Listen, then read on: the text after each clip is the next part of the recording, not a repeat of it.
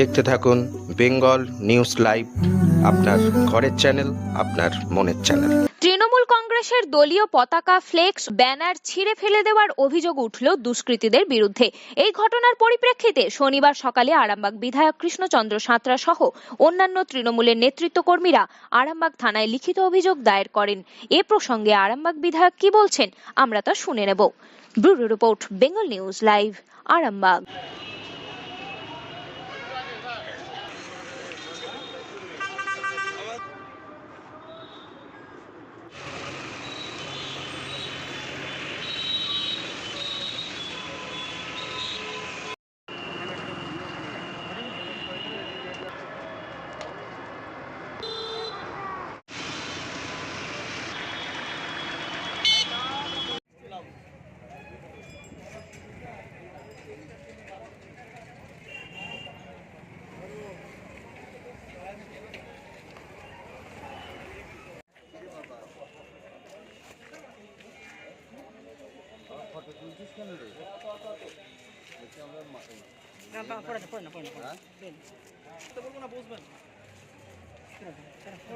প্রথমত থানায় এসেছি।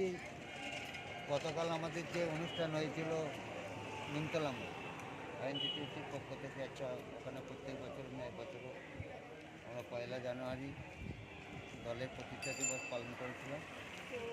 স্টেজ বাঁধা ছিল, পতাকা উত্তোলন হয়েছিল, যে সমস্ত খুঁটি ছিল। রাত্রে আমরা জানি না কোন দুষ্কৃতীরা স্টেজের সব স্টেজ ভাঙাভাঙি করেছে, পতাকা ছিঁড়ে ফেলে দিয়েছে। এই পতাকা উত্তোলনে খুঁটিগুলোকে তুলে ফেলে বিভিন্ন জায়গায় ছুঁড়ে ফেলে দিয়েছিল। আমরা এসেছিলাম আইসি সাহেবের কাছে যে কমপ্লেন জমা দিতে। আমরা এবং আইসি সাহেবকে অনুরোধ করলাম যে 2 ঘন্টার মধ্যে কিন্তু আমরা সেই যে আসামি তাকে কিন্তু অ্যারেস্ট করতে হবে। তিনি কথা দিয়েছে, যেহেতু ফুটেজের কিছুটা হলেও মানে বোঝা যাচ্ছে যে কে করেছে। ওনারা কথা দিয়েছেন যে আমরা 2 থেকে 3 ঘন্টার মধ্যে আমরা অ্যারেস্ট করবো যে কালকে এই কাজটা করবে। কোনো লিখিত ব্যক্তির নামে অভিযোগ করেছেন?